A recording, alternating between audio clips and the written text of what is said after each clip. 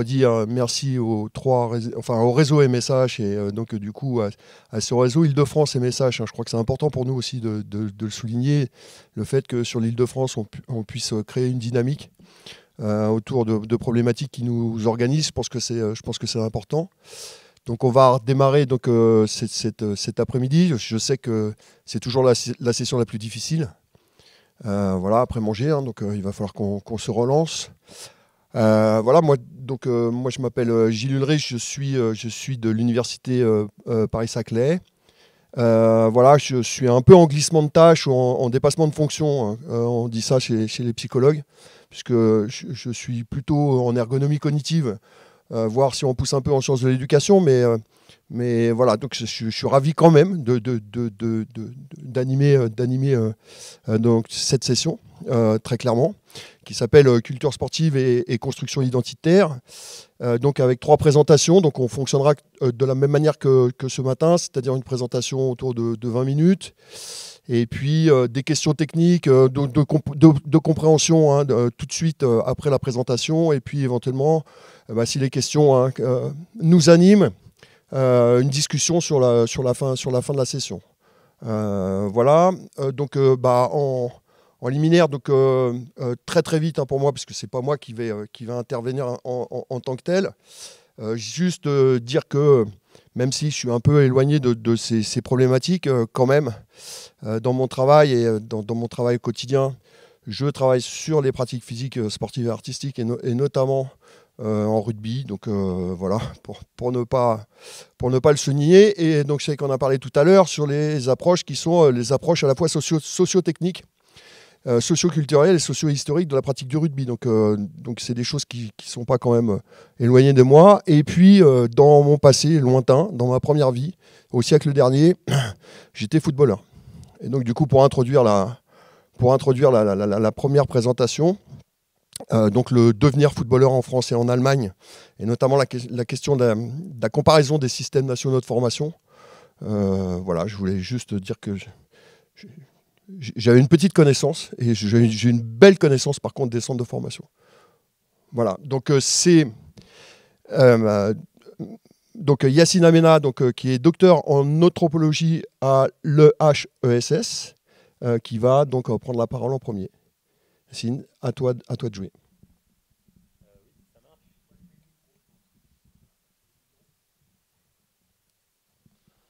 Oui, normalement là c'est bon, vous m'entendez. Merci beaucoup. Je tiens à remercier les organisateurs de ces 2 journées. Je remercie Gilles Ravenot pour son invitation, et je tiens aussi à remercier les gestionnaires de l'ISP également d'avoir pris aussi en charge ma venue. Et merci à toutes et à tous qui sont présents aujourd'hui. Donc cette communication aujourd'hui que j'intitule « Devenir footballeur en France et en Allemagne, comparer des systèmes nationaux de formation », elle s'appuie sur une partie de ma thèse de doctorat soutenue à l'EHESS en décembre 2023, qui portait plus généralement sur les carrières des jeunes joueurs de football en France et en Allemagne qui visent à devenir professionnels dans ce sport. Donc elle interrogeait la manière dont à la fois les joueurs s'inscrivent dans des structures de formation réservées à une élite sportive, et comment ces institutions-là les recrutent, les forment. Et la question qui m'importait dès le début, c'était de savoir finalement ce que devenaient ces joueurs de football qui ont été formés à faire un métier qui, d'après les statistiques, en grande majorité, ne le feraient pas. Et donc ça, c'était une question importante. Et donc le devenir de footballeur, donc la thèse s'intitule « Le rêve de devenir footballeur, recrutement, formation et insertion professionnelle d'une élite sportive en France et en Allemagne ». Et donc ce devenir, c'était également la question de leur devenir sociaux et de leur trajectoire après les centres de formation de football. Et aujourd'hui, je vais m'intéresser plus spécifiquement à la manière dont est organisée justement la formation en France et en Allemagne, pour essayer de dégager à la fois des similitudes, mais également des spécificités nationales dans la manière dont ces 2 pays organisent leur formation et dont les clubs structurent leurs centres de formation. Je m'appuie sur une méthodologie d'enquête basée sur une ethnographie, de l'observation directe, du temps passé également avec tout un ensemble avec les joueurs, mais également avec tout un ensemble d'individus qui participent à leur formation. Donc que ce soit les parents, les pères, les amis, mais aussi les entraîneurs, les recruteurs, les agents de joueurs. Et je me suis également intéressé à l'aspect scolaire de leur formation. Et donc, j'ai également fait des entretiens avec des enseignants et des observations dans les écoles dans lesquelles ils sont scolarisés.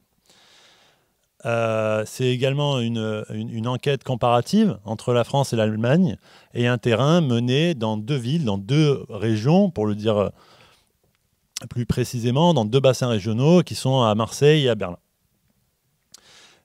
Aujourd'hui, dans cette communication, je vais d'abord, dans un premier temps, revenir sur l'émergence de la formation comme volonté politique des fédérations sportives dans les 2 pays, afin de situer à la fois le contexte historique et géographique et social de ces institutions de formation, sans quoi ça va être difficile de comprendre ce dont il est question. Et puis, dans un second temps, je vais justement expliciter de quelle manière se déroule la formation aujourd'hui des joueurs, donc âgés de 15 à 18 ans, dans les clubs professionnels, en prenant appui sur 3 clubs, 2 en Allemagne et 1 en France, qui sont finalement représentatifs de modèles de formation nationaux. Et ensuite, j'en tirerai une forme de montée en généralité sur ce que nous dit la formation des joueurs de football, d'un encadrement de la jeunesse et des travailleurs dans les 2 pays. Donc, dans un premier temps, disons de manière plutôt factuelle que en France et en Allemagne, l'arrivée du football s'opère à peu près en même temps et de la même manière, à la fin du 19e siècle, et il se développe tout au long du 20e siècle. Sur cette première période de la pratique du football dans les 2 pays, je ne vais pas revenir plus en détail sur la manière dont le football est une forme de transfert culturel qui arrive d'Angleterre dans les 2 pays. Mais en ce qui nous concerne par rapport à la formation, au début du XXe siècle, on ne peut pas parler de formation des footballeurs au sens spécifique parce qu'elle n'existe pas en tant que telle. Il y a un apprentissage de ce sport qui se fait plutôt sur le tas dans les différents lieux de leur quotidien. En s'appuyant sur les travaux de Alfred Wahl et Pierre Lanfranchi, c'est dans les cours de récréation, dans les patronages, dans l'environnement urbain ou rural des joueurs. Un point qui est important pour comprendre aussi comment la formation devient un enjeu national et comment la formation se structure dans ces 2 pays, c'est qu'elle est liée aussi avec la professionnalisation de ce sport, qui est d'abord et avant tout un sport amateur et qui devient professionnel en France en 1932 et en Allemagne en 1972, avec 40 ans d'écart. Ce modèle de formation en France et en Allemagne commence toutefois à être rationalisé, à être pensé à partir de la même période, c'est-à-dire de la fin des années 60 et du début des années 70, dans un contexte où les équipes nationales de ces 2 pays connaissent des résultats contrastés, des forts résultats dans l'équipe nationale allemande, qui a déjà gagné une Coupe du Monde, qui a déjà gagné un championnat d'Europe, qui se classe bien au niveau international, et en France, où la France n'a pas encore gagné de Coupe du Monde et où l'on commence à structurer un modèle de formation de la jeunesse en vue de faire des équipes nationales performantes. Là où en Allemagne, la performance est moins importante, c'est sur les équipes de jeunes qui sont créées dans les décennies qui précèdent, donc les équipes espoirs et juniors à cette époque-là, qui participent au championnat d'Europe des nations jeunesse, et qui en fait se trouvent en deçà des résultats de l'équipe nationale des adultes, des seniors, et notamment dans une forme de rivalité avec la République démocratique allemande, parce que pour le coup, là, je parle de la République fédérale allemande à une époque où l'Allemagne n'est pas encore réunifiée et séparée en 2.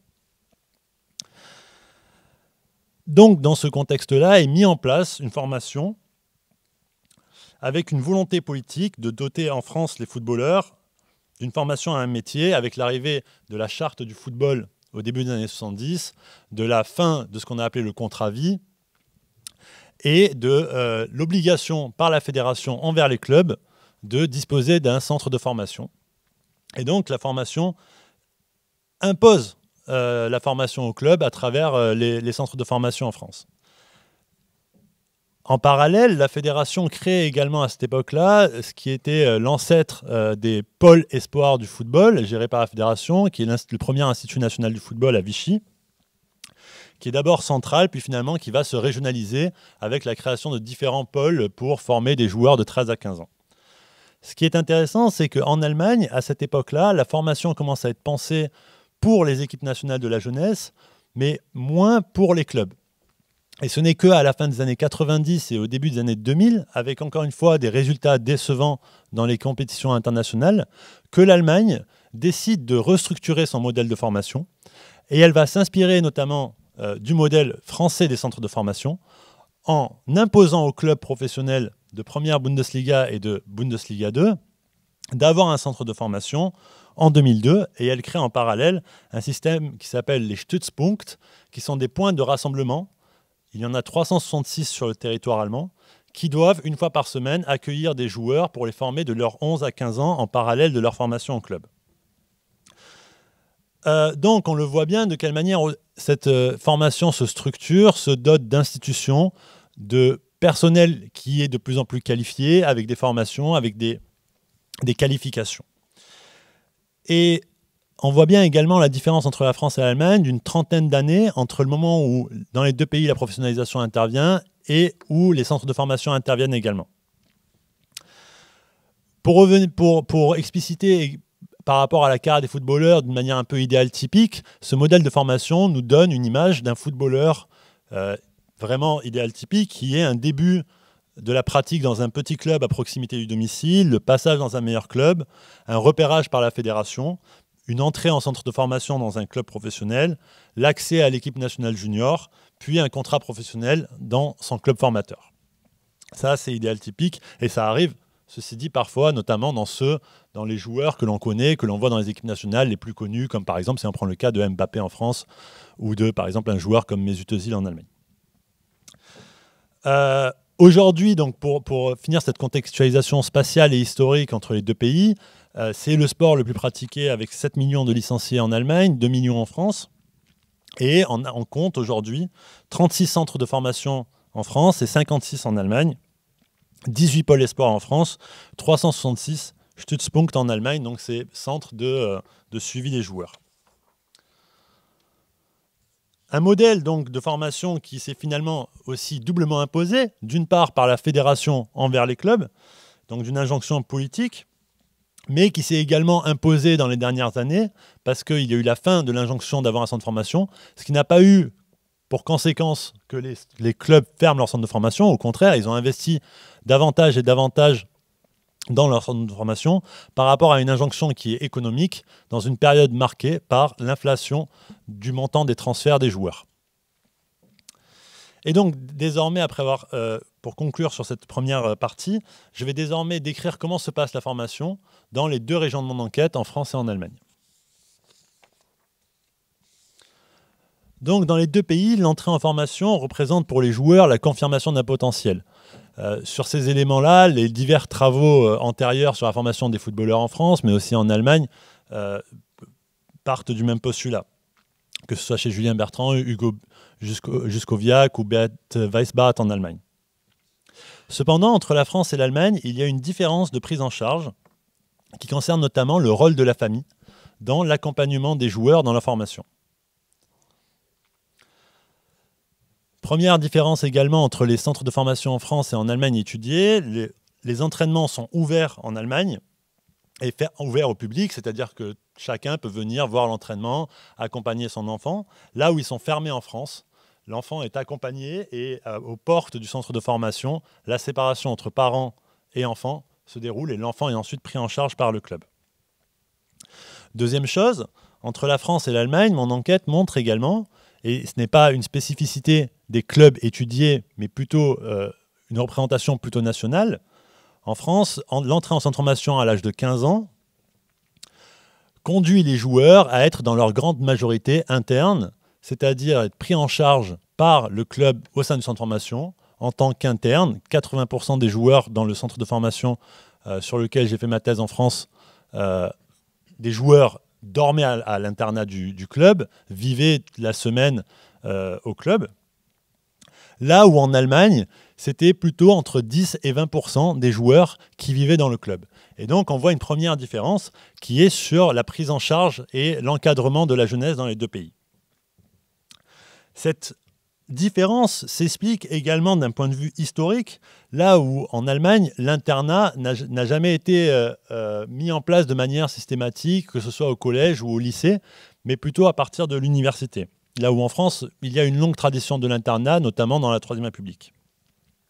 Un autre élément qui importe pour comprendre cette différence est le rapport à la famille. On considère en Allemagne que les enfants doivent rester au sein de leur famille, et notamment auprès de leur mère, dans un rapport à la mère qui doit s'occuper de son enfant, au risque d'être jugée comme une mauvaise mère, une mère corbeau.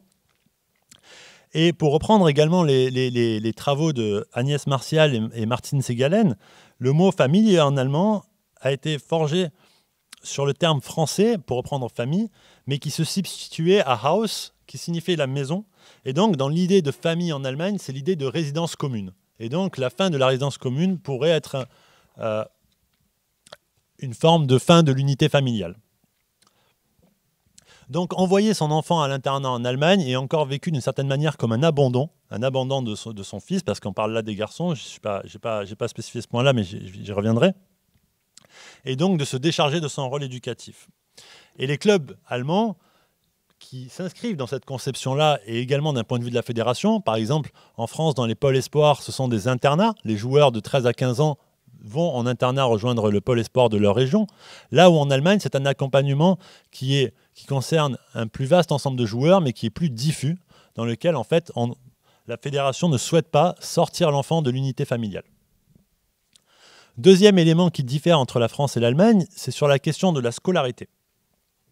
Là où en France, les joueurs qui intègrent un centre de formation doivent rejoindre le dispositif mis en place par le club qui suivent une filière générale en allant dans le lycée partenaire dans le cas du club étudié ou en recevant une éducation professionnelle au sein du centre de formation.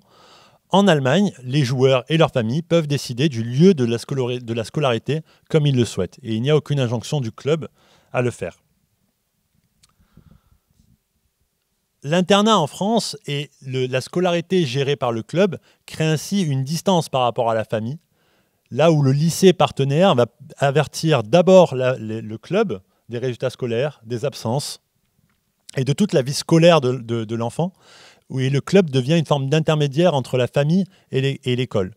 Entre la famille et l'école. Là où en Allemagne, le club n'interfère pas dans la vie scolaire de l'enfant et ne devient pas donc un intermédiaire supplémentaire. Et donc on voit là d'un côté, un mode de prise en charge englobant, sous la forme d'un vase clos, pour reprendre la métaphore de Charles Suot et Jean-Michel Faure à propos de la formation en France, et où dans l'autre, le sport reste une partie séparée du reste de la vie sociale des enfants, à savoir la famille et l'école.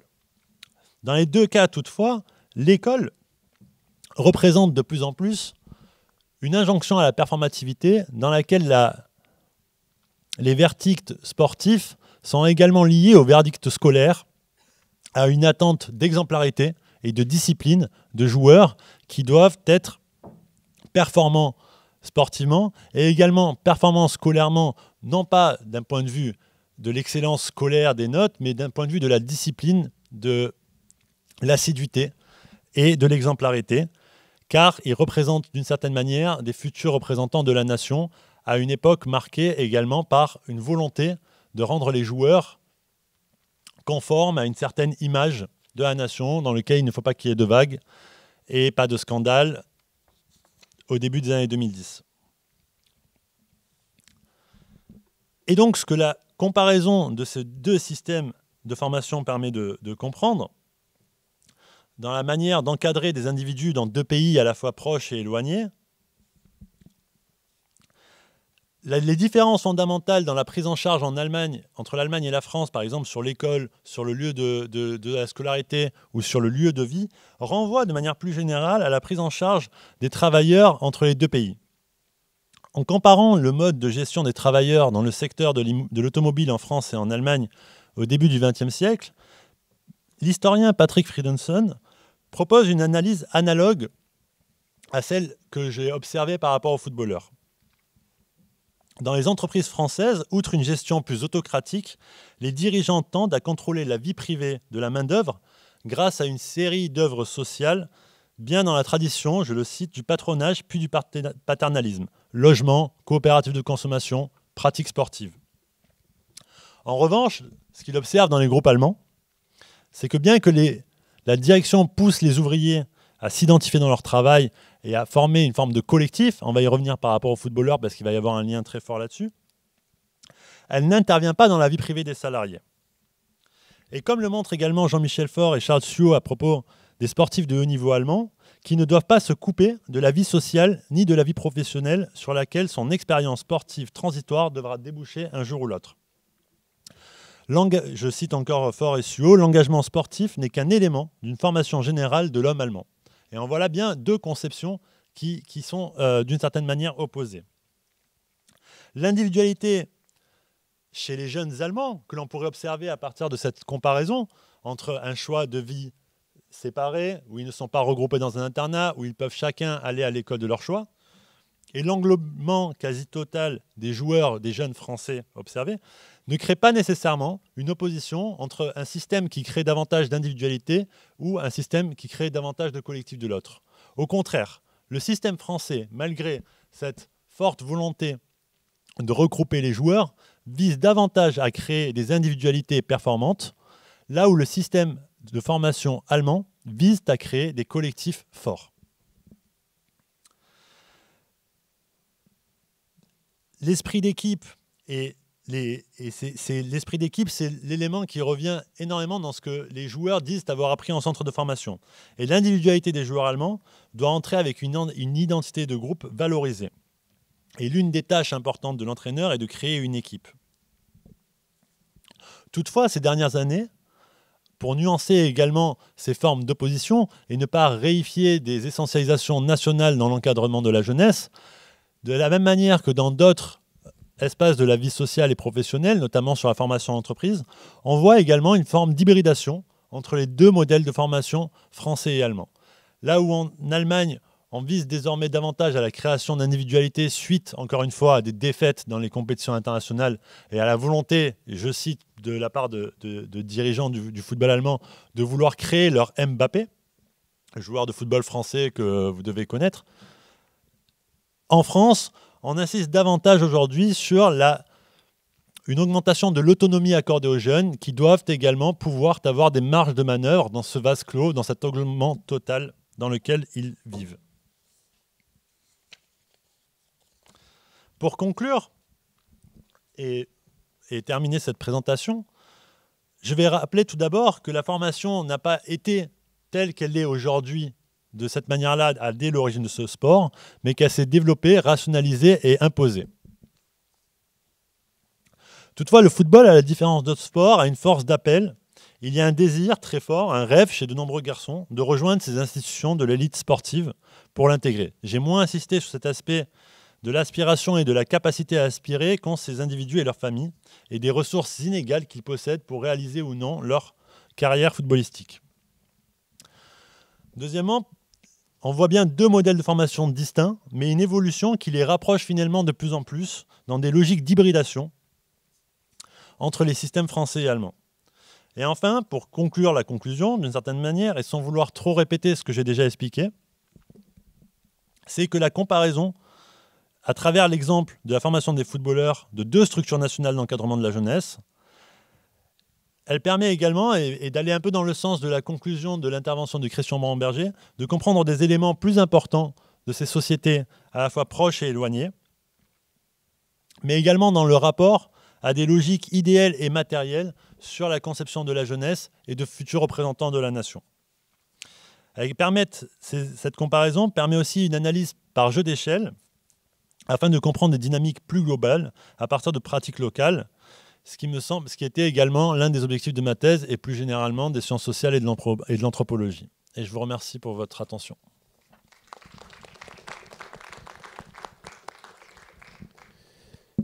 Merci, merci beaucoup. Donc, est-ce que dans la salle, il y a une ou deux questions de compréhension qu'on pourrait poser tout de suite ? Non. Ah, alors je me déplace.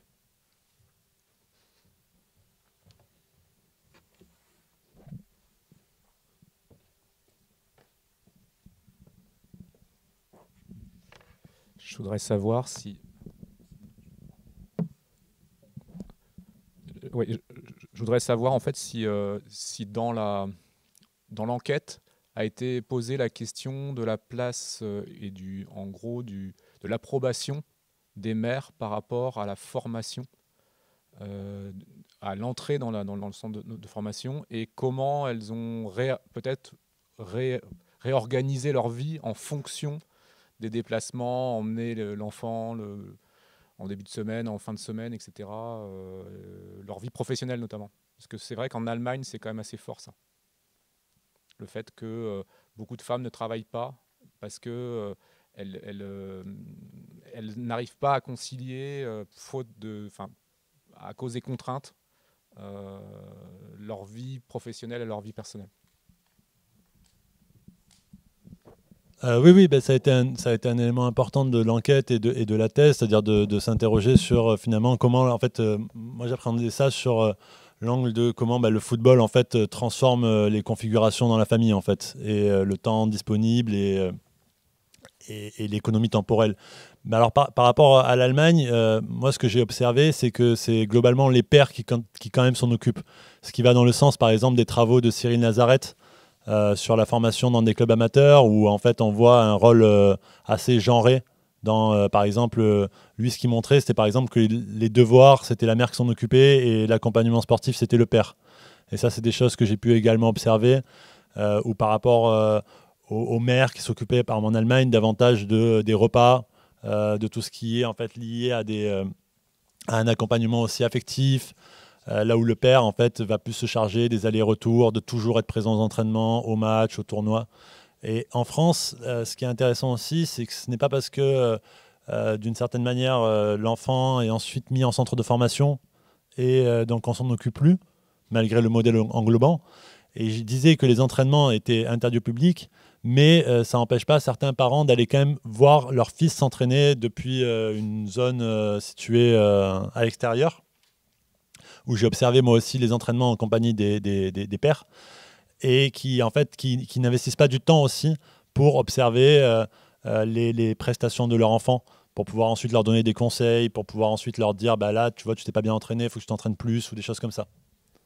Et par rapport à l'approbation, moi j'ai dans mon enquête en tout cas, et alors c'est peut-être aussi des éléments auxquels on n'a pas forcément accès, mais les mères étaient extrêmement investies aussi. C'est-à-dire que moi, j'ai jamais rencontré de mère qui m'ont dit ah, mais moi, je voulais pas que mon fils entre en centre de formation, par exemple. Au contraire, par exemple, en Allemagne, une mère me disait, quand elle a su que je venais de Marseille, une des premières choses qu'elle m'avait dit, c'était ah oui, mais Marseille, ça serait bien pour qu'il aille jouer là-bas, en fait. Donc, elle était aussi dans une projection et dans une anticipation de la carrière du fils.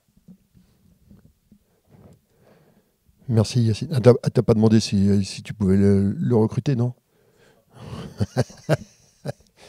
Merci, merci à toi, merci beaucoup. Donc, on va passer, on transmet donc le micro à Dario Nardini, donc qui nous parle du Goren, donc culture sportive et identité bretonne. Donc, on change un peu alors de région et aussi de pratique. Voilà. Dario, tu es du département des sciences sociales, politiques et cognitives de l'université de Sienne. Départ devant maintenant. Voilà. Ah, d'accord. De 3 jours. Ah, d'accord. Ouais. Voilà. Merci à toi. Merci.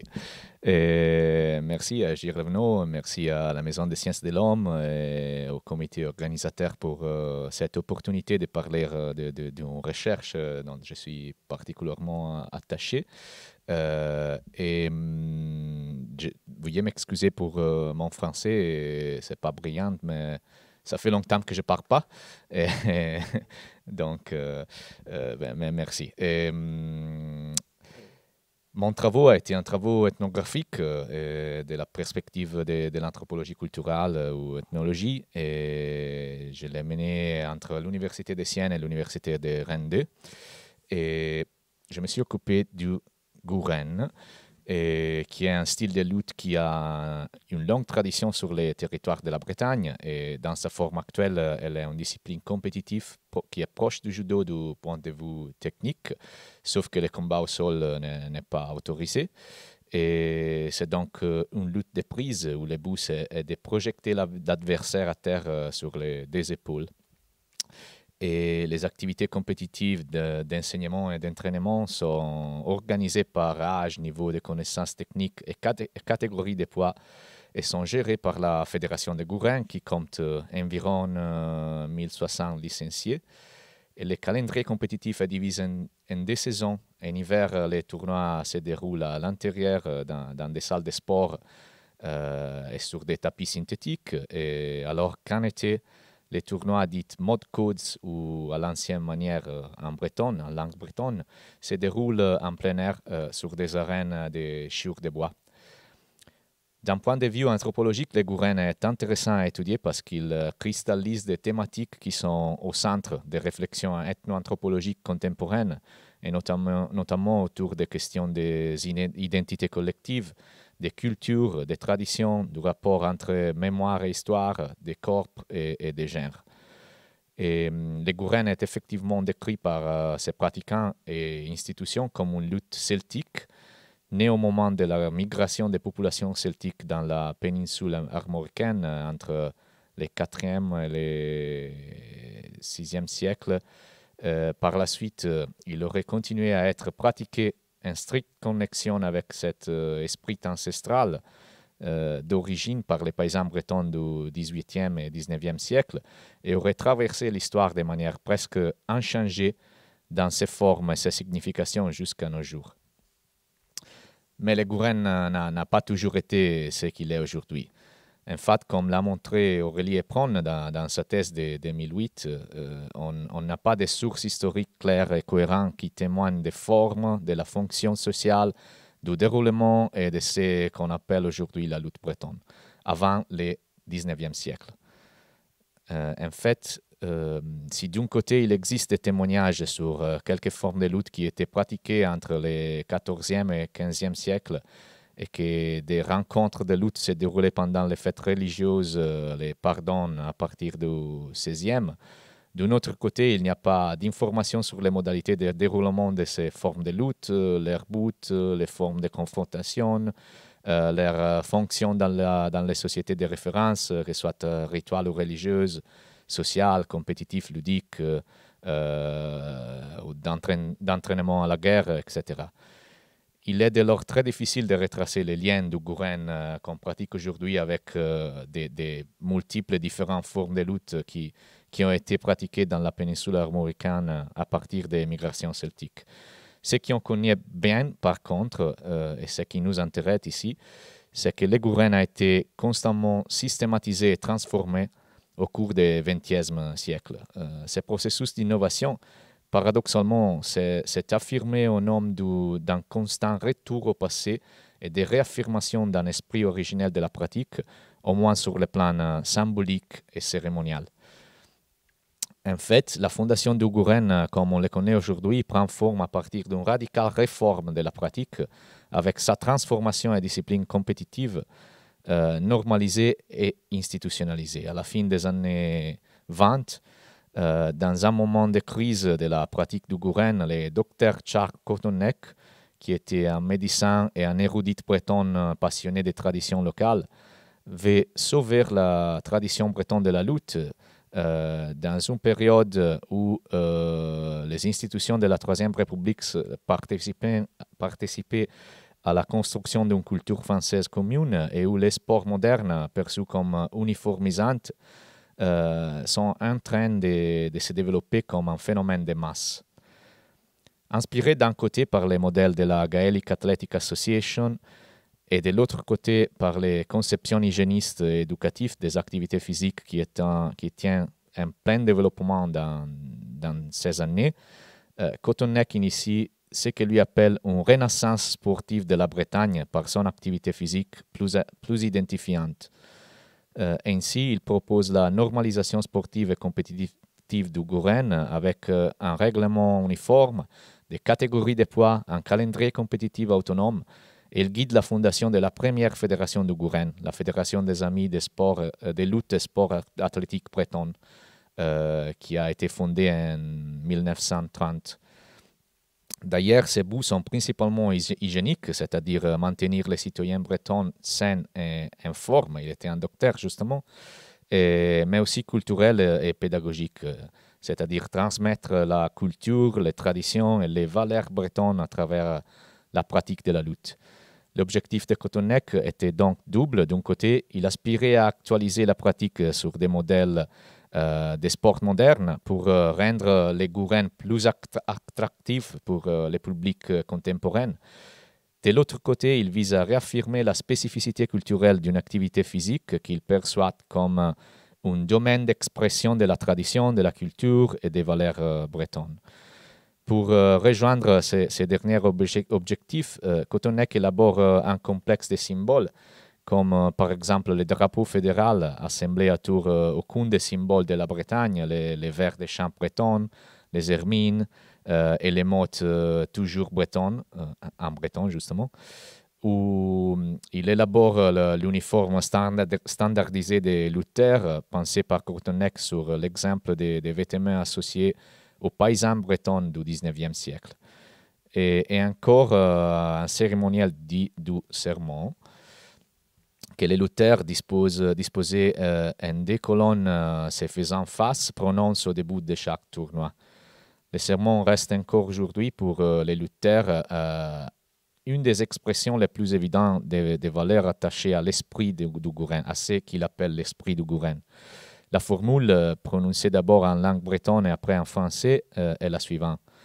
Je jure de lutter en toute loyauté, sans trahison et sans brutalité, pour mon honneur et celui de mon pays, un témoignage de ma sincérité et pour suivre la coutume de mes ancêtres, je tends à mon émule ma main et ma joue.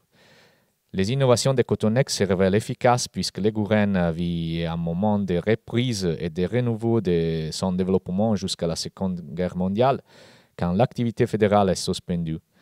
Après la guerre, les mouvements bretons et les positions politiques ou les manifestations culturelles qui lui sont attachées sont condamnés du fait de la connivence du Parti national breton avec l'Allemagne. Par conséquent, un redimensionnement des activités liées au Gouren aussi est mis en œuvre dans la période suivante. Cependant, la fédération des Gouren survit, même si c'est avec très peu de pratiquants jusqu'aux années 60. Et alors, dans un contexte historique et socioculturel très différent, quand la redécouverte de la culture et de l'identité bretonne se déroule d'une façon moins militante, plus symbolique, était guidée par la redécouverte de la musique, par exemple, de la danse et de la langue bretonne aussi, Patrick Leguarnic guide un autre moment de profondes réformes du Gouren. Lui aussi voit dans la lutte bretonne une pratique où exprimer le caractère et la culture bretonne dans la contemporanéité. Donc, en opposition à la fédération officielle, il propose une autre réforme du Gouren en direction sportive pour les rendre plus attractifs pour un public nouvel de jeunes. Ainsi, il fonde une autre fédération, la Brugg, qui c'est l'acronyme en breton de Les Vrais Bretons Unis pour la lutte bretonne, dans laquelle il propose, par exemple, des rôles plus sécurisés et une formalisation des méthodes d'enseignement, d'entraînement et de formation des enseignants. Aussi, il introduit la lutte bretonne dans des écoles locales en cours d'éducation physique. Mais Guarnic, exactement comme Cotonec, propose ces innovations dans le cadre plus général d'un renforcement symbolique du lien du Gouren au passé, à la tradition, à la Bretagne et à sa culture et identité. Et, par exemple, il introduit des tournois dits mode codes à l'ancien mode, profondément inspirés d'une idée des modalités d'affrontement du passé. En fait, dans les tournois mode codes, les lutteurs se confrontent en plein air sur une arène de chures de bois, sans catégorie de poids. Une façon de faire qui rappellerait plus proprement pour les acteurs les rencontres de lutte entre paysans au XIXe siècle, donc c'est-à-dire avant de la normalisation sportive de Cotonec. En outre, le prix du vainqueur des tournois mode codes est et reste encore aujourd'hui le Maout, qui c'est un bélier vivant qui fonctionne évidemment comme l'expression emblématique du passé paysan et rural de la pratique.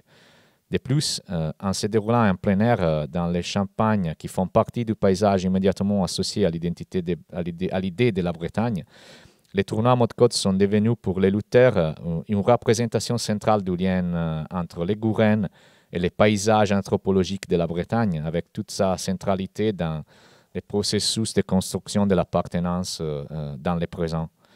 Et donc, en se renouvelant dans ces deux périodes historiques séparées et distinctes, les gourènes ont pourtant consacré d'un point de vue symbolique son lien aux traits et aux représentations qui historiquement et socialement ont été associées au concept de culture et d'identité bretonne. Ces concepts sont vus ici d'un point de vue anthropologique, donc comme des constructions sociales, historiques et culturelles. Et à partir de ce moment, les gourènes s'est régulièrement renouvelé et chaque innovation a été développée en correspondance d'une consolidation symbolique du lien de la pratique à ses passés imaginés. Cela ne revient pas à dire fausse ou illégitime, mais au contraire, imaginer, ça veut dire que son authenticité et sa vérité sont socialement définies sur le plan symbolique plus que sur le plan matériel des conditions d'existence. Dans le contexte de la Bretagne contemporaine, où les conditions structurelles de production de la différence culturelle sont affaiblies et les horizons existentiels, c'est-à-dire spatial, temporel et social de la vie, s'étendent de plus en plus, la lutte bretonne est devenue un champ social de production de la localité et de la bretonité. Aujourd'hui, pratiquer la lutte bretonne, et non pas le judo par exemple, correspond au choix d'une position dans le monde, d'une perspective éthique, morale, relationnelle et aussi politique sur le monde de la vie. Plus que l'émanation nécessaire d'un univers social et culturel circonscrit et relativement isolé, le choix de pratiquer les gourets renvoie à l'adhésion à un système de signification, de valeurs et des modèles relationnels que les lutteurs et lutteuses participent collectivement et constamment à reconstruire et redéfinir par rapport aux changements sociaux et culturels contingents.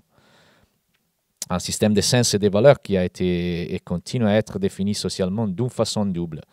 D'une part, une adéquation aux traits et représentations codifiées qui ont été historiquement associés à la culture et à l'identité bretonne à partir du XIXe siècle, comme l'ont montré beaucoup de chercheurs comme Catherine Berthaud, Alain Croix, Ronan Lequadic, etc. Et d'autre part, par rapport en opposition à d'autres cultures sportives coexistantes et concurrentes, et surtout aux arts martiaux et au judo, qui ont été implantés et développés en France et en Bretagne dans la période où ces transformations du gourène ont eu lieu. Et en effet, la traditionnalité et la bretonité de la lutte bretonne ont été affirmées dans ces années aussi d'une façon négative, c'est-à-dire en identifiant ce que le gourène n'est pas, au moins aux yeux de ses protagonistes.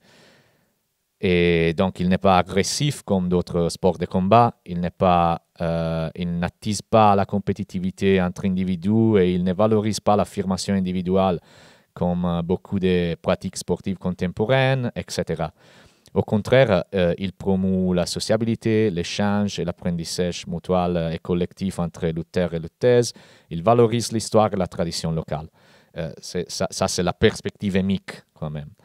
Et toutes ces caractéristiques que ces pratiquants ne trouvent pas dans les sports et dans la société contemporaine et qui concrétisent leur position critique par rapport au monde du sport contemporain. Et Ariuna Parduraï a proposé l'idée de la différence culturelle comme une propriété contrastive plus que substantive de certains traits et pratiques culturelles dans le présent.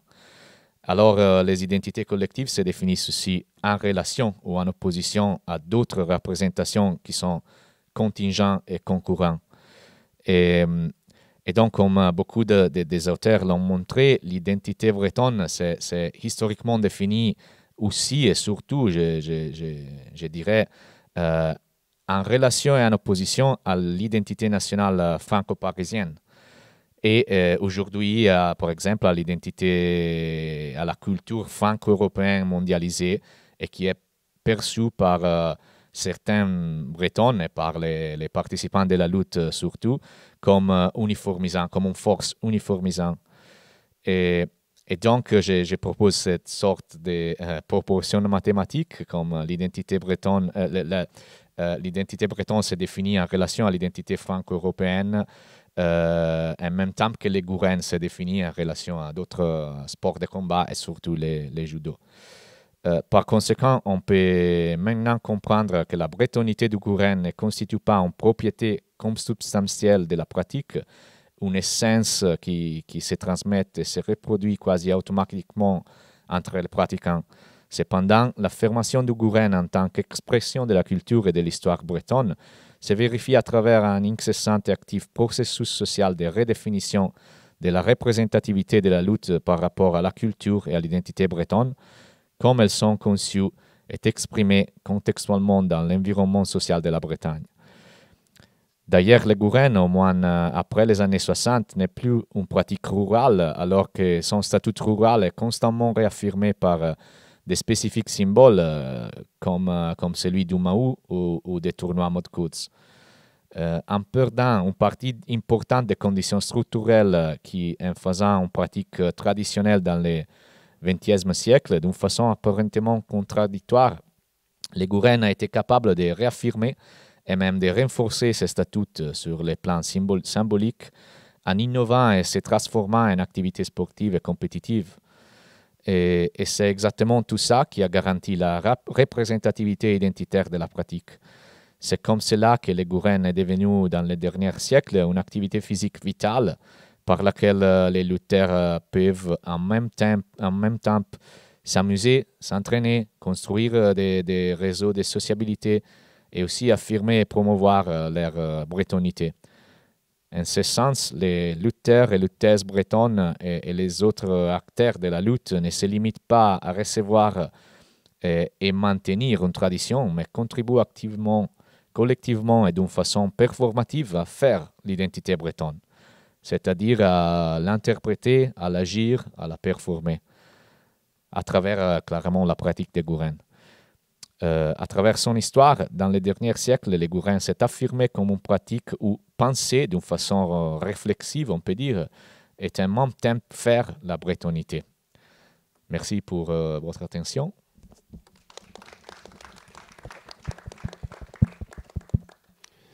Merci beaucoup, Dario. Donc, même mode de fonctionnement.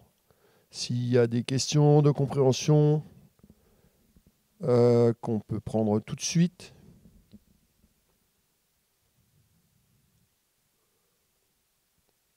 Ou on passe à l'intervention de Claire. Merci Dario, en tout cas. Merci beaucoup.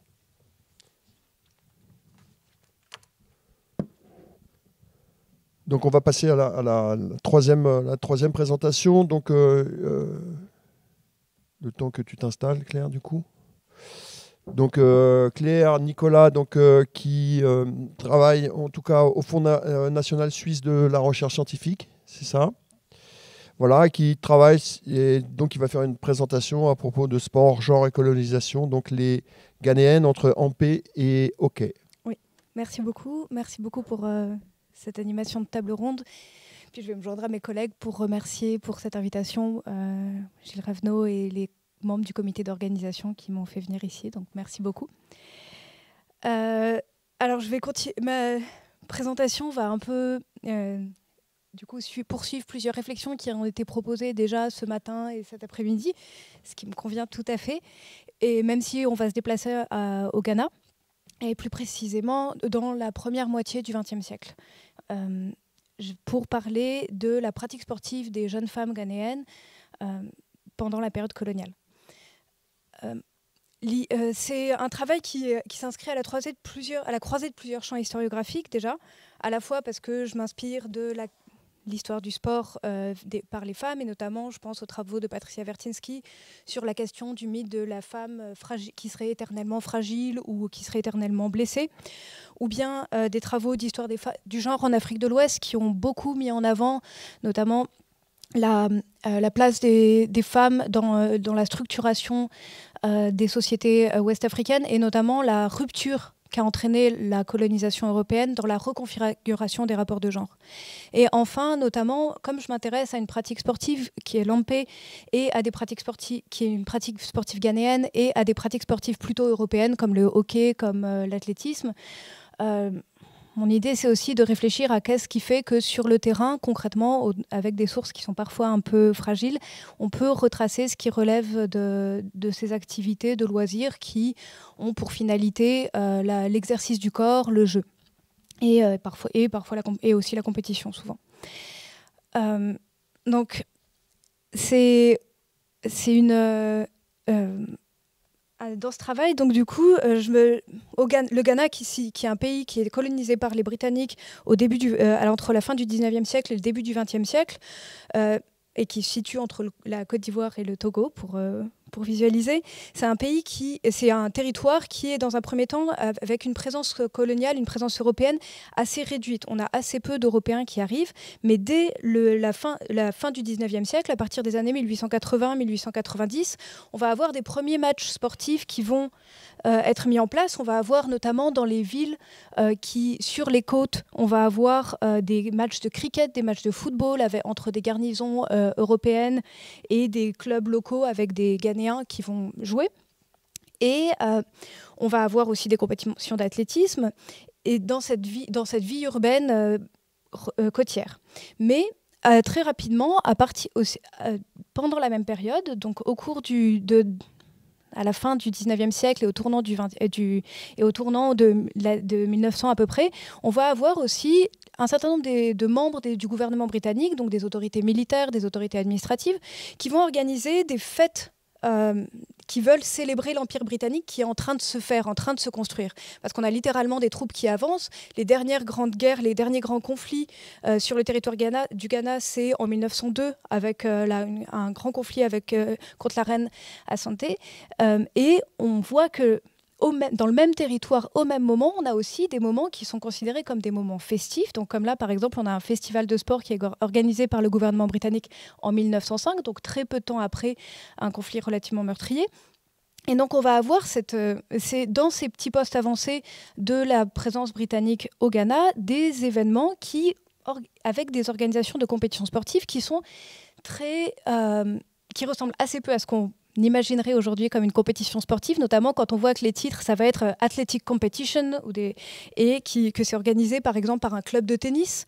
Et quand on lit la presse, je vous ai mis un exemple du type d'extraits d'articles qu'on peut voir à ce moment-là qui retracent les événements sportifs qui ont pu avoir lieu à ce moment-là. Donc c'est une presse qui est écrite par des auteurs, des journalistes ghanéens, et où on va avoir des récits avec des compétitions, avec des prix, avec des enjeux assez forts, des enjeux financiers notamment, et on va avoir quelque chose qui m'a beaucoup étonnée, en tout cas moi dans mon parcours de recherche, parce que par exemple là, dès 1897, on va avoir des compétitions sportives qui sont à la fois, on a des courses d'athlétisme assez classiques avec le 100 yards ou des choses comme ça, mais on va avoir aussi des choses qui ressemblent plus à des fêtes de village, donc avec des courses en sac, des courses à 3 jambes, et on va avoir aussi des courses avec des femmes qui sont présentées dans des catégories à part entière.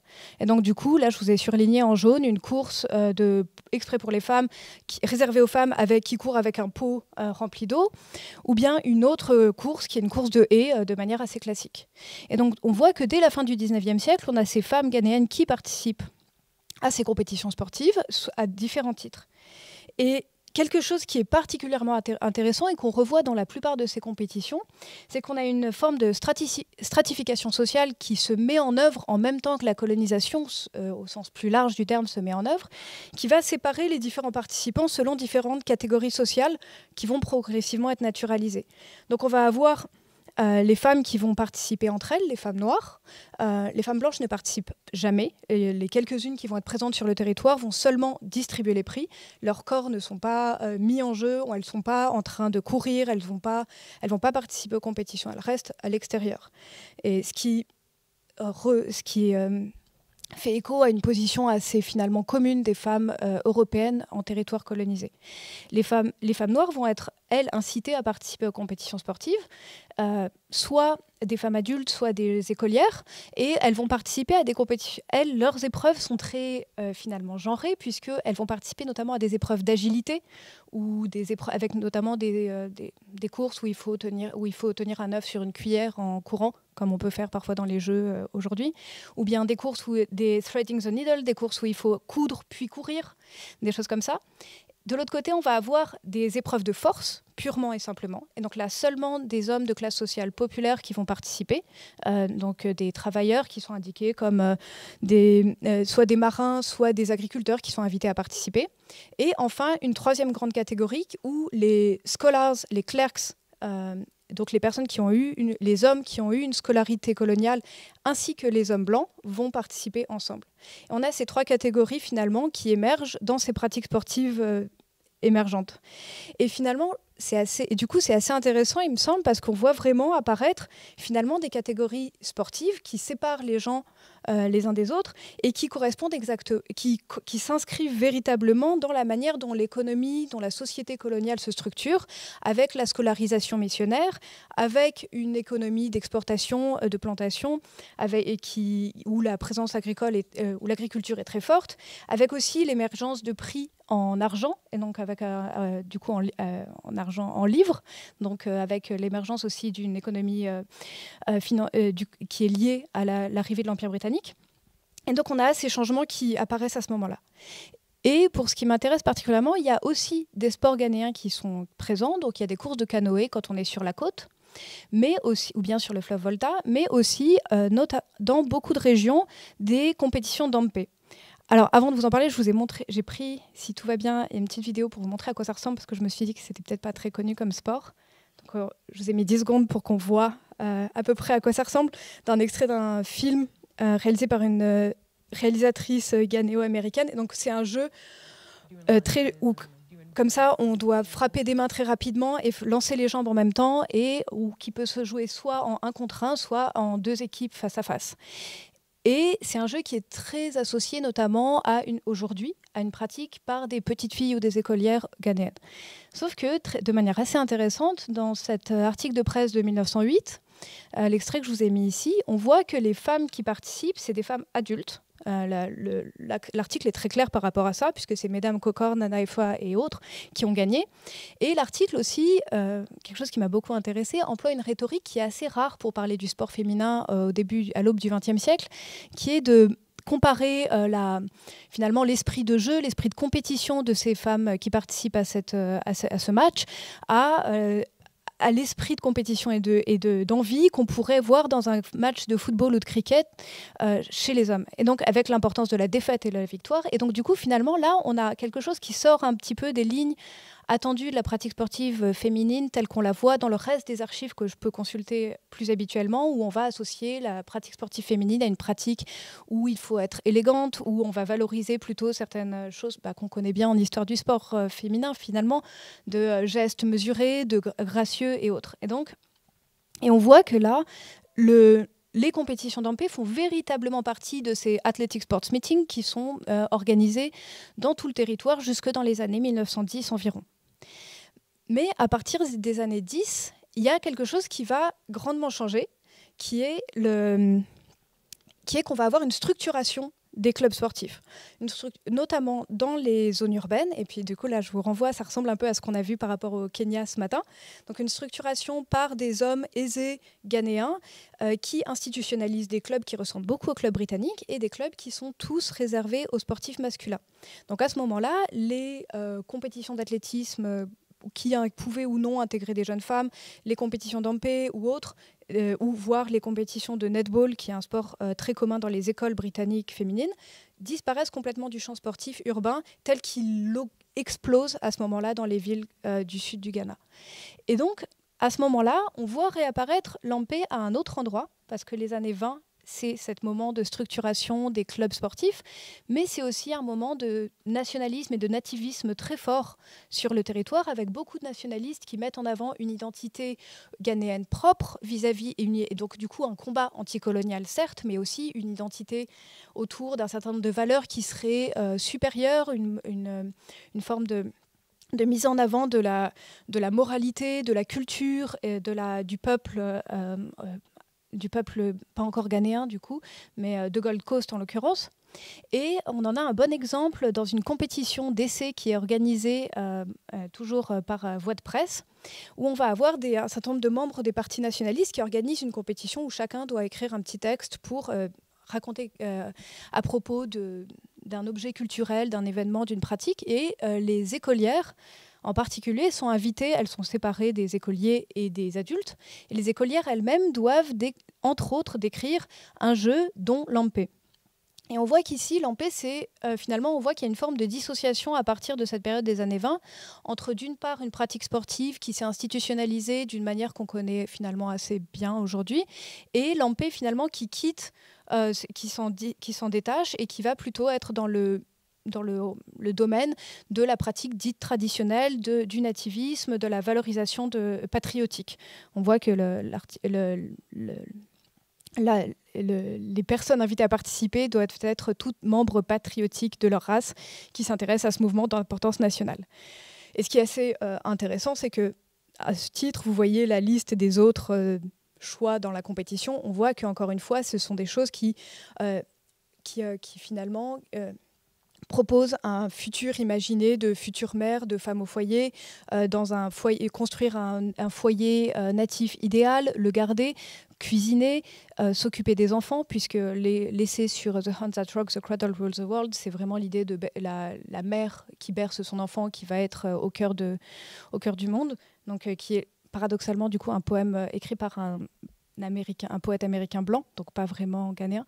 Mais donc on voit bien que le Lampé a véritablement quitté ce domaine. Et pendant ce temps-là, dans les clubs sportifs, finalement, la pratique sportive qu'on va retrouver pour les femmes, ça va être une pratique qui va donc être assez dissociée donc du champ compétitif, qui va être celui, je vous ai mis l'exemple d'une pratiquante de sport, notamment de hockey, qui était enseignante, pour que vous voyez aussi à quel milieu social cette pratique sportive de sport européen s'adresse. Donc c'est des femmes plutôt aisées, qui s'habillent à la dernière mode.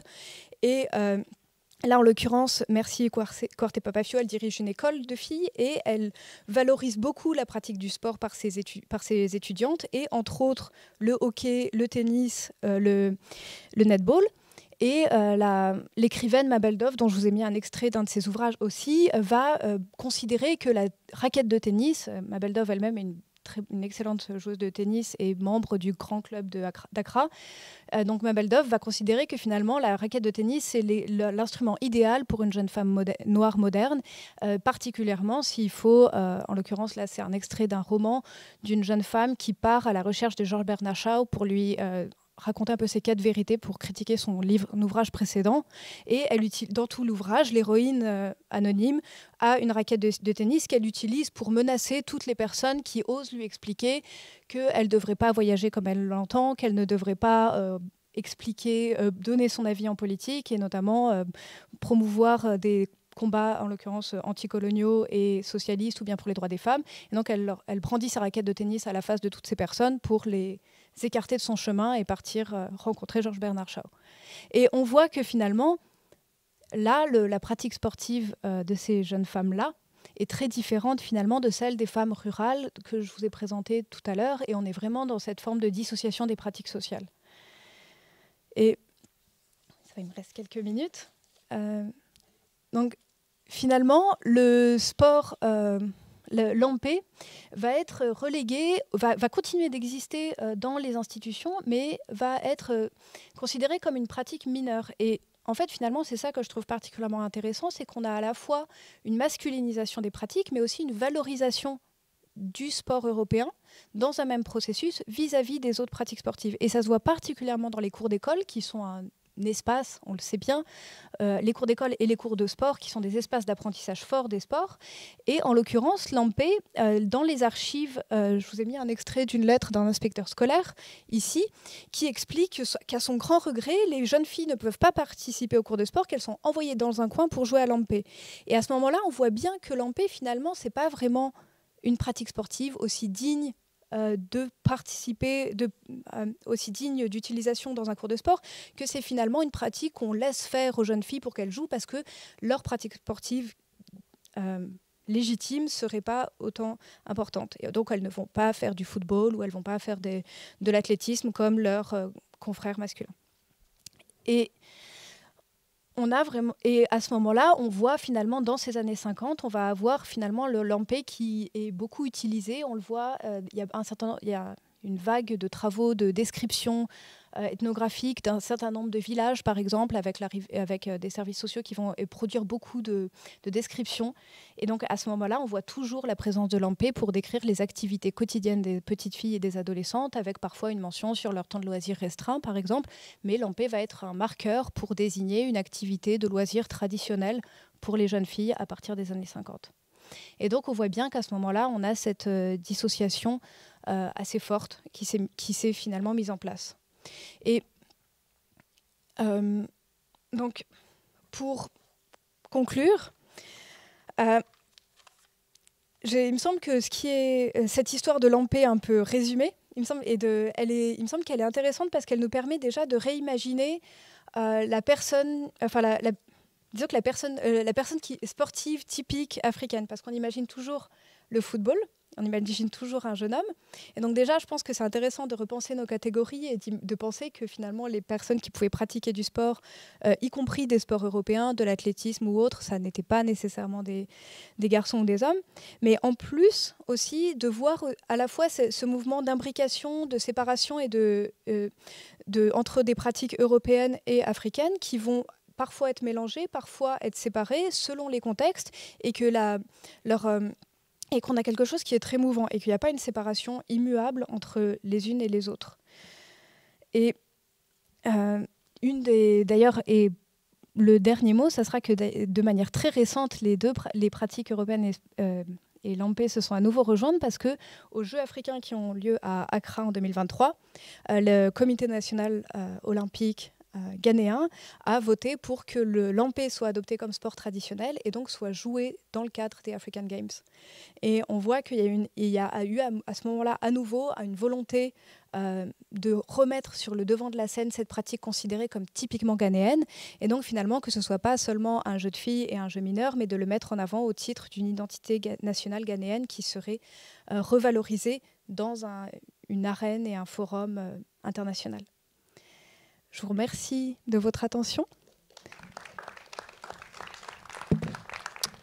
Merci, merci beaucoup. Claire, merci à toi. Donc, est-ce qu'il y a quelques questions pour éclaircir?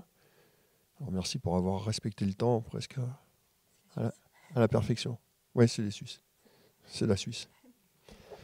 On peut passer donc du coup aux questions donc, de la salle à propos des 3 présentations ou d'une mise en discussion. Alors, j'y vais.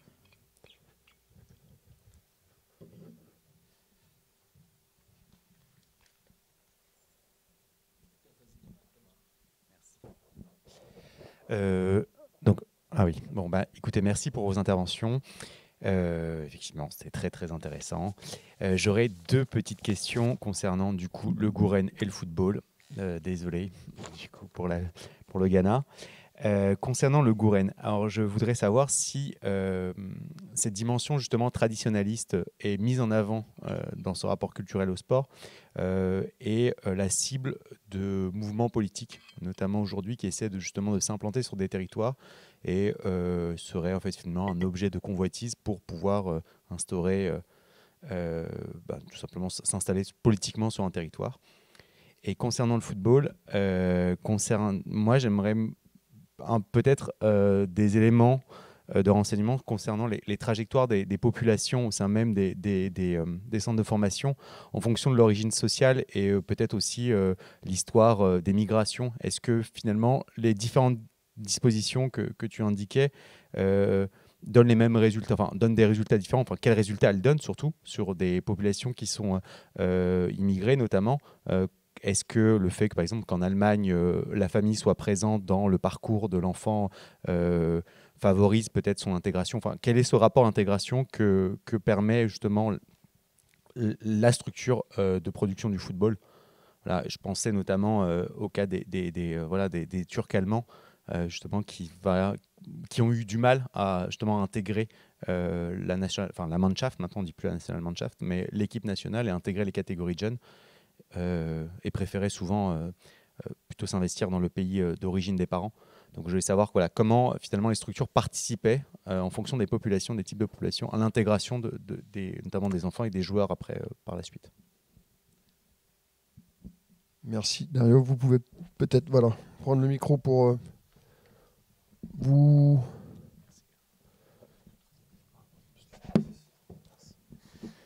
Merci pour cette question qui a été justement au centre de mon enquête ethnographique. Mais alors que j'ai trouvé beaucoup de dimensions politiques et militantes dans l'histoire de Gouren, dans les décennies les plus récentes, il n'y a pas cette comment on peut dire, unification entre la revendication identitaire et les aspirations politiques ou militantes, etc. Parce que c'est plus une revendication politique qui c'est plus, je dirais, non programmatique. Donc c'est plus une revendication d'une position différente dans le monde, qui c'est plus une position éthique et valorielle plutôt que politique, de la colocation politique. Je ne sais pas si c'est une réponse exhaustive, mais... Je parlais surtout de différentes pratiques qui ressurgissent aujourd'hui et qui sont souvent l'affaire de groupes, notamment l'extrême droite ou plutôt nationalistes, qui essaient justement de mettre en avant certaines traditionnalités des sports assez. Alors je pense au Bérou, je pense à d'autres sports en l'occurrence. Et est-ce que, en quelque sorte, le Gouren s'inscrit aussi parfois dans des projets politiques comme ça? Non, pas du tout. Je dirais il y a un pris de distance très, très, très évident et très net entre ces mouvements justement ici et les Gouren. C'est complètement le contraire et c'est pour ça aussi, je pense qu'il y a un pris de distance aussi de la politique explicite. Merci. Merci pour la question. Alors, concernant les trajectoires de population et la variable migratoire par rapport à des résultats, des différences, etc., moi, j'en ai pas observé. C'est-à-dire que dans les centres de formation observés, dans les joueurs que j'ai pu suivre, parce que j'ai suivi les joueurs pendant le temps de leur carrière, donc j'ai fait du longitudinal avec eux, mais j'ai pas pu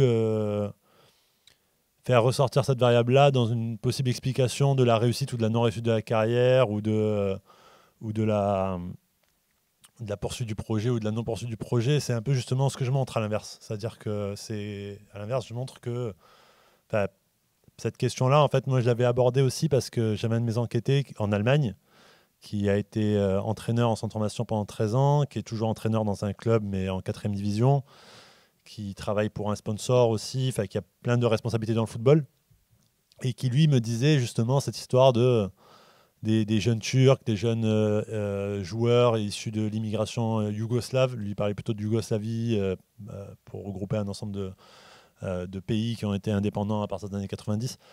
Et lui, il disait la différence entre les jeunes Allemands et les jeunes Turcs, les jeunes Yougos, comme il dit, c'est que en fait, les premiers, en gros, en fait, ils acceptent plus facilement l'arrêt, alors que les autres, ils s'accrochent au fait de devenir footballeur. Moi, de mon enquête, c'était pas le cas par rapport à ça. Par rapport à l'intégration des Turcs dans l'équipe nationale allemande, ça, moi, je m'y suis moins intéressé par rapport aux jeunes que j'ai suivis, parce qu'aucun des jeunes que j'ai suivis en Allemagne, par exemple, n'a été appelé en équipe d'Allemagne Je parle des seniors, des adultes. Par contre, beaucoup d'entre eux ont joué pour des équipes nationales de la jeunesse, en moins de 16 ans, moins de 17 ans, moins de 19 ans. Donc il y a différentes catégories d'âge dans les fédérations. Et là-dessus, pour moi, ce que j'ai observé, c'était vraiment, il y avait une question sportive. C'est-à-dire que j'ai vu, par exemple, des jeunes joueurs qui sont allés jouer pour d'autres fédérations, donc celles de leurs parents, voire grands-parents, Maroc, Algérie, Suisse, Tunisie, Croatie, mais dans les moins de 16, moins de 17 ans. Mais en fait, ils le faisaient pour des raisons sportives, dans le sens où ils n'avaient pas été appelés par l'équipe d'Allemagne. Et la même chose côté français, surtout avec l'Algérie. Et ils n'avaient pas été appelés par l'équipe nationale allemande ou française, mais l'équipe nationale allemande ou française restait un premier choix du côté des joueurs. Et du côté des... Quand je regardais les sélections, j'ai aussi fait des observations de matchs de sélection nationale, des moins de 17 ans. Là-dessus, pareil, c'est-à-dire qu'en Allemagne, il y a une grande diversité. Mais par contre, ce qui est intéressant, c'est qu'après, il y a des joueurs, par exemple un joueur dont j'ai suivi la carrière, qui est devenu professionnel, qui a joué dans toutes les équipes de jeunes en Allemagne et qui est désormais joueur en Serbie, de l'équipe nationale serbe. Mais là aussi, lui, c'est un choix sportif et stratégique. C'est-à-dire qu'à son poste, il est numéro 25 côté allemand. Et en Serbie, il est peut-être numéro 3-4. Donc, en fait, il a fait un choix par rapport à ça. Donc, là-dessus, non, je n'ai pas observé... Enfin, voilà. Je ne sais pas si ça répond vraiment à la question ou pas. Mais j'ai pas... Non, j'ai pas... Ouais. J'ai pas... Enfin, voilà. Merci. Une autre question? Oui, la première pour Claire. Merci pour vos exposés. Je dirais pas étonné, mais un peu quand même surpris que en Afrique de l'Ouest, souvent, effectivement, la pratique sportive des femmes, des filles, souvent c'était individuel, un peu caché. Et là, on a l'impression d'une activité de filles qui est organisée. Quels sont les éléments de contexte qui expliquent ça, qui expliquent qu'à un moment donné, dans un contexte où au niveau de l'Afrique de l'Ouest, quand même, le sport était pendant très longtemps réservé à une pratique masculine et on a effectivement ces filles qui jouent en plus sur un sport collectif quelque part. Voilà. Donc ça, c'est une question. La deuxième question concernant le football, voilà, pour connaître aussi les centres de formation en France, la complexité aujourd'hui, c'est vrai qu'il y a le centre de formation, il y a aussi la fédération, mais autour, aujourd'hui, il y a une grande influence, par exemple, des agents qui font les agents qui se entre. Des fois, ils jouent le rôle ils remplacent la famille, notamment pour bon nombre de gamins. Est-ce que ça faisait partie des éléments étudiés ou est-ce que ça rend complexe ou pas, ça facilite ou ça complexifie le parcours du gamin, parce que très tôt aussi, il y a des agents qui mettent en place des stratégies et des enjeux qui ne sont pas souvent à l'avantage, par exemple, des gamins. Et ces enfants, dont bon nombre dans le football sont d'origine immigrée, les parents ne comprennent pas ou ne se saisissent pas de l'ensemble de ces enjeux comme ça. Voilà. Merci, Claire. Oui, alors pour le contexte ouest-africain, alors déjà, c'est pas une pratique. Je pense que ça se joue à 6 maximum, et on n'est pas sur des personnes qui vont courir des grands espaces. Ça reste assez restreint dans l'espace. On n'est pas sur un terrain de foot, disons. Je sais pas si ça se voyait très clairement dans les petites vidéos que j'ai mis, mais on n'est vraiment pas sur des grands espaces. Donc peut-être que ça répond en partie à la question. Mais c'est une pratique qui existe depuis, en tout cas dans le royaume Assanté, qui est documentée depuis très longtemps, qui existe aussi au Togo, et puis après, en continuant dans cette direction-là. Il y a des jeux similaires après au Cameroun aussi. Mais je n'ai pas cherché à comparer par rapport à d'autres jeux locaux dans d'autres pays. Mais je pense qu'il y a aussi quelque chose qui est important à avoir en tête par rapport à, du coup, dans le contexte ouest-africain, qui est la colonisation britannique par rapport à la colonisation française, avec notamment un système scolaire au Ghana, où on va avoir des écoles missionnaires qui existent de manière très précoce et qui favorisent la pratique sportive féminine beaucoup plus que les écoles coloniales françaises. dans les écoles coloniales françaises, en tout cas c'est ce que moi j'avais vu pour la Côte d'Ivoire voisine, où on n'a pas du tout le même accent qui est mis là-dessus, et en plus la scolarisation est beaucoup plus tardive, beaucoup moins forte, et donc du coup par exemple le fait que des jeunes filles, comme la toute première image que je montrais, où on voit ces jeunes filles qui font du hockey à l'école d'Ashimota dans les années 50. Alors c'est l'école la plus prestigieuse, c'est la plus chère, et c'est la meilleure. Mais c'est pas du tout étonnant que des jeunes femmes fassent du hockey dans les années 50 à Accra à ce moment-là. Ça existe depuis au moins 30 ans à ce moment-là.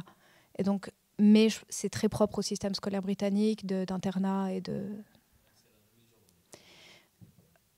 plus l'école.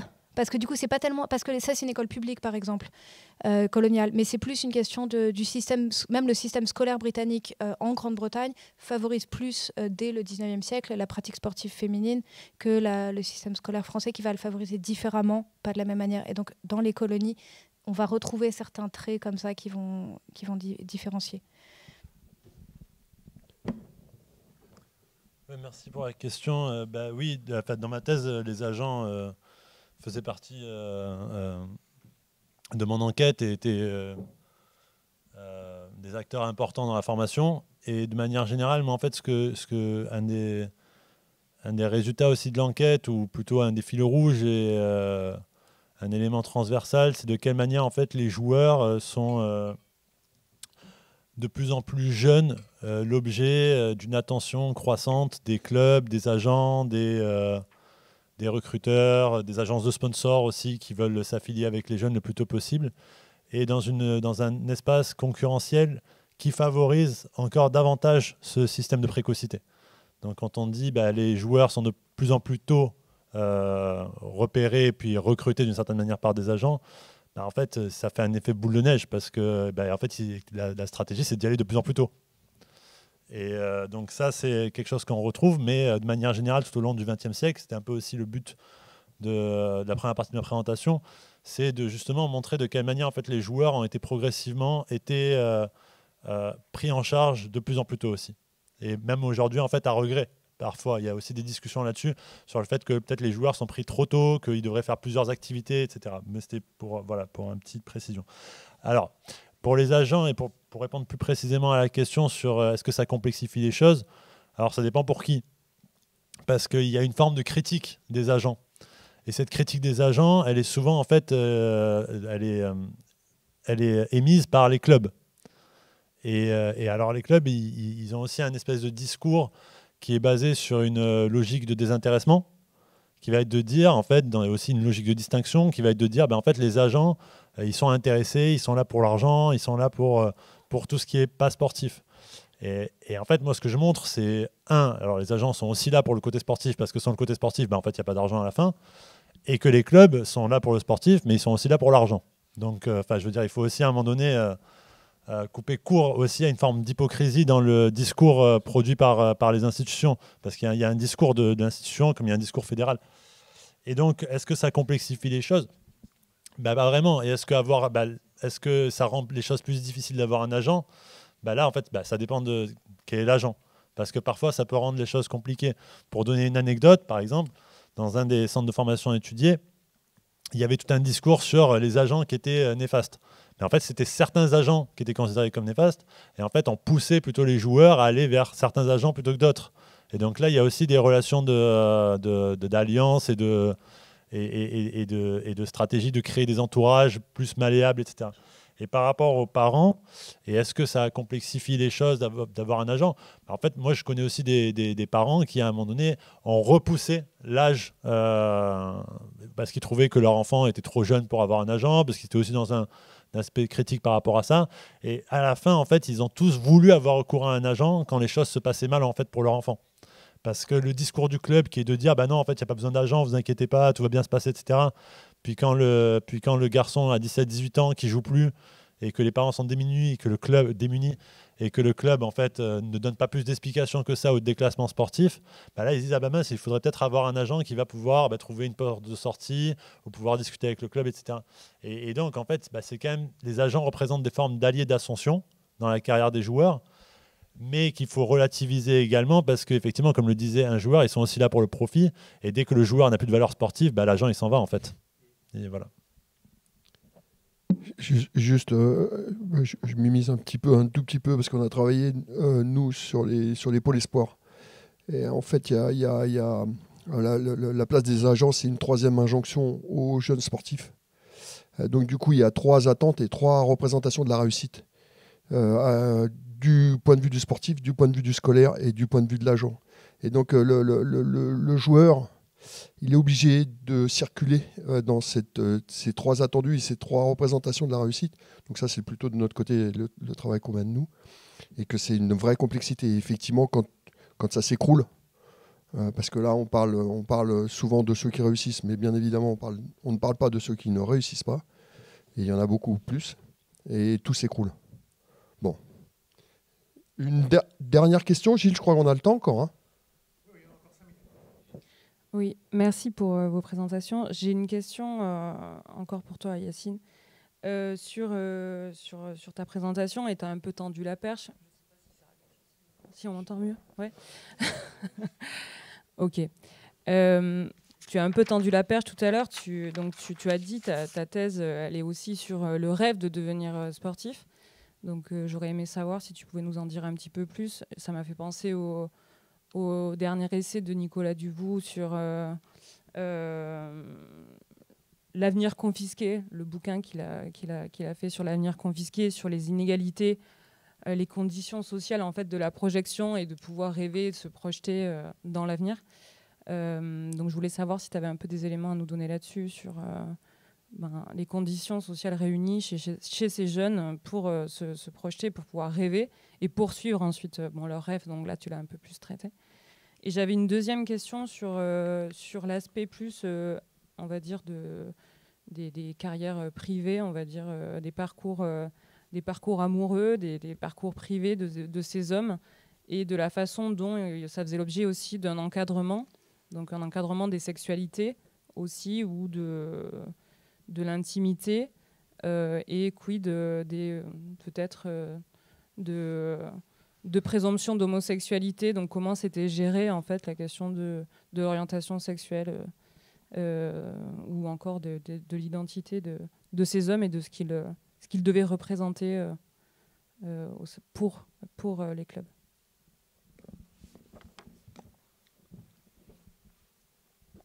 Merci pour ces questions. Par rapport au rêve, en fait, c'est quelque chose qui revenait dans les 2 cas, en France et en Allemagne, qu'on retrouvait dans les discours des enquêtés, de dire, en fait, voilà, moi, le football, ça a toujours été un rêve, ça a toujours été mon rêve depuis que je suis gamin. C'est un rêve qui naît aussi par identification. En fait, par exemple, un joueur qui dit, moi, j'ai voulu être footballeur en regardant tel joueur. Ou j'ai voulu être footballeur par identification à quelqu'un de l'entourage familial. Et ce rêve, il n'est pas uniquement en fait, dans le discours des enquêtés avec lesquels que j'ai suivi, mais il est aussi dans un ensemble de titres, d'autobiographies, de films qui portent sur le football.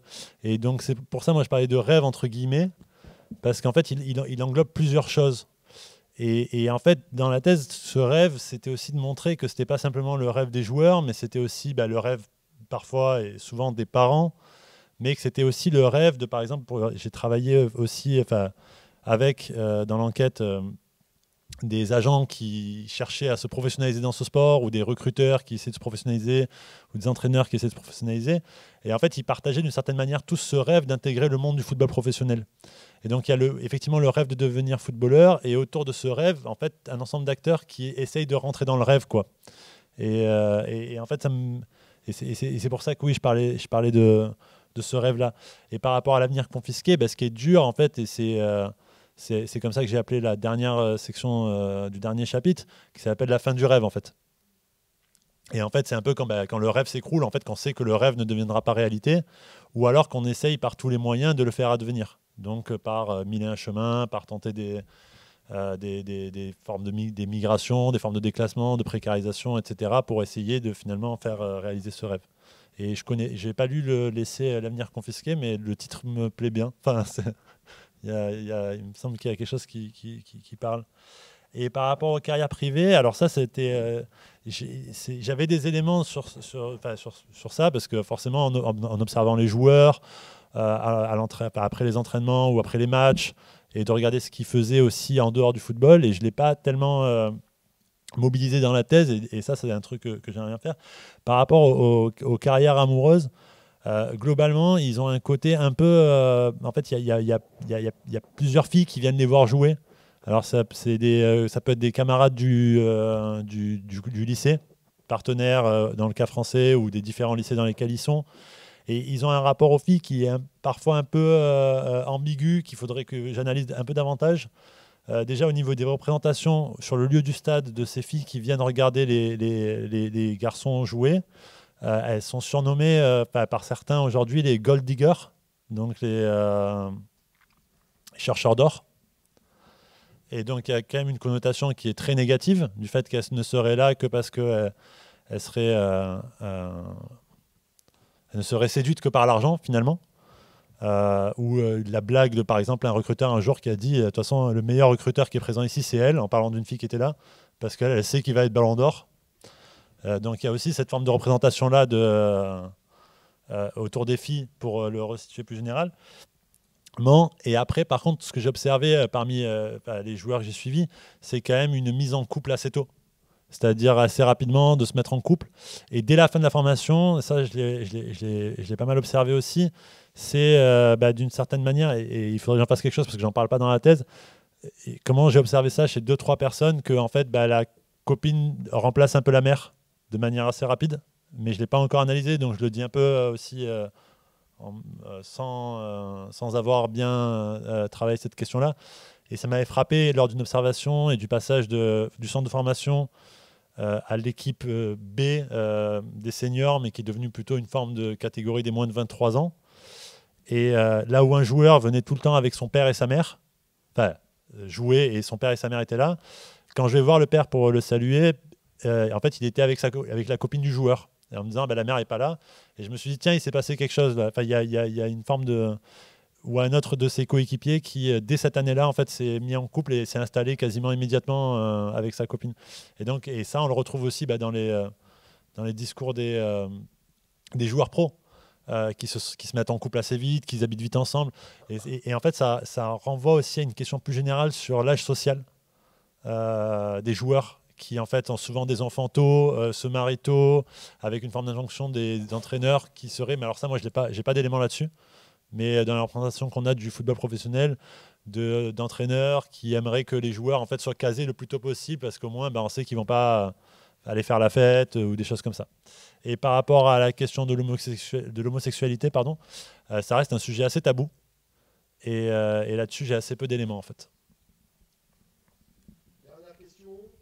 Oui, une question pour Claire. Claire, juste pour savoir si l'intervention que tu as faite, elle était comparable à celle qu'on a eue ce matin sur le Kenya. C'est-à-dire, est-ce qu'il y a il y a le même caractère très fermé du point de vue racial des clubs colons au Ghana, ce qui semble être la règle pour le Kenya, par rapport justement à l'ouverture qui est procurée par les écoles missionnaires ou les écoles publiques? Est-ce qu'on a ce même type de séparation ou c'est différent?